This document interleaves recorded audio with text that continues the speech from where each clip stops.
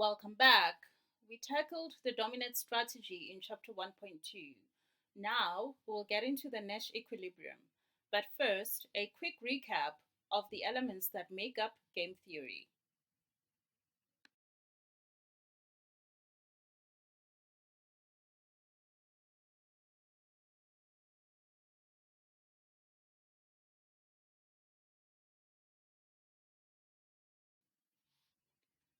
Okay, now let's get into the Nash equilibrium.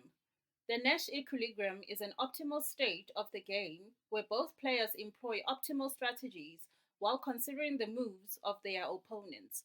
This differs with the dominant strategy in that, as we said, the optimal outcome in a dominant strategy situation is achieved regardless of whatever strategies the other opponents employ. In a Nash equilibrium situation, no player can improve their outcome by unilaterally changing their strategy. Every strategy employed by each player is done so with consideration of the other player's strategies. Now, let's consider a new case study. So, you run a matchmaking service with the ultimate objective of helping hardworking people who have attained some level of success in their career to achieve balance in the form of a healthy social life that includes romance and real long term companionship to ensure that these hardworking people fully enjoy the fruits of their success.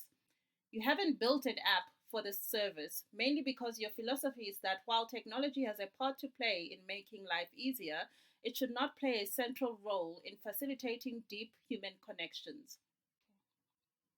You believe that the best relationships, romantic and otherwise, can maintain a great level of authenticity when the connection happened as organically as possible. So while you believe that there's nothing wrong with taking charge and being deliberate about finding happiness, finding a great partner might be strongly impeded by having people get to know a person through a checklist compiled by an algorithm that has decided, based on a few themes, that someone is right for you. The process of getting to know a person should be organic because once a connection is formed, energetically, spiritually, emotionally, or otherwise, very little else matters. It's just a matter of aligning value systems and expectations, and you're off to an interesting and exciting romantic journey with a potential special someone. So, your matchmaking platform focuses on finding professionals' long term relationships. You deliberately don't have an app and you facilitate your service personally in a personalized manner to ensure there's a real connection between you and your clients. That way, it's easier to spot using the fluidity of human thought, emotion, and spirit when two people who typically wouldn't consider each other a match are potentially beautifully vibrating at the same wavelength. The core of your philosophy is that you're going to find wonderful people that you've actually made the effort to get to know, long lasting love, the good old fashioned way, by personally negotiating with Cupid. It brings you and those who have partnered with you great joy and fulfillment knowing that you're contributing to someone's happiness. You measure the success of your business by how many happy couples you've actually managed to help put together. Typical dating businesses and apps use the premise of people looking for love to make a profit. Whether these people actually find love or not is immaterial.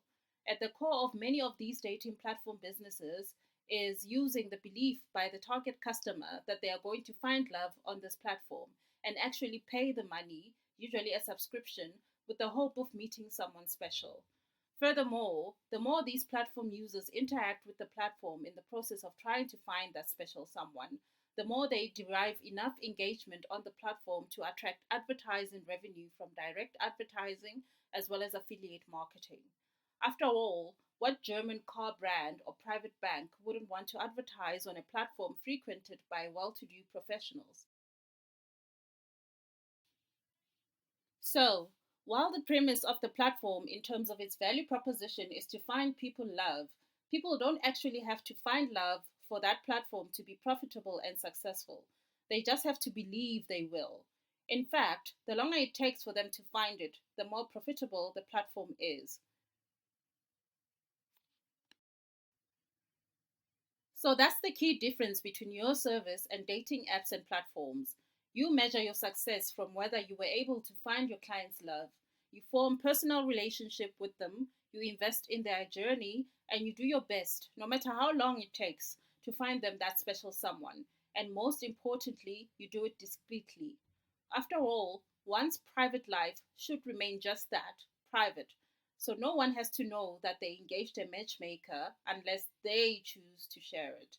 They don't have to have a love seeking mugshot somewhere on the internet announcing to the world that they are looking for love. It's a private, personal journey that you take with them discreetly and privately. Dating platforms and apps, on the other hand, measure their success on how many active users they have on the platform, how much engagement the platform gets, and how much money and ultimately profit they are able to make on the premise of helping people find love, whether they actually do find love or not. Some platforms even go as far as using algorithms to manufacture fake profiles that closely match what their clients are looking for, to make them believe that if they stick around and keep paying the subscription, they might actually find that unicorn they are looking for.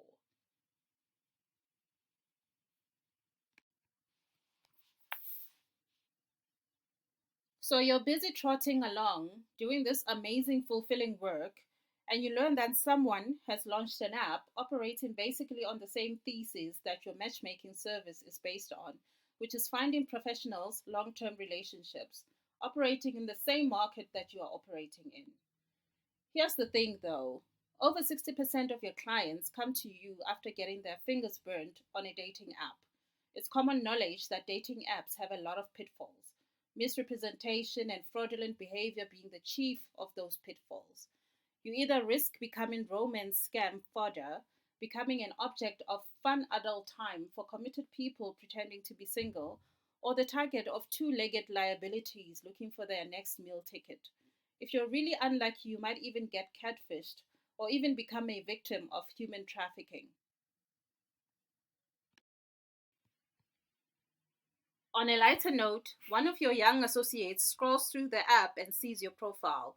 You become office chatter where some junior colleagues start being extra friendly with the hopes of fast tracking their careers.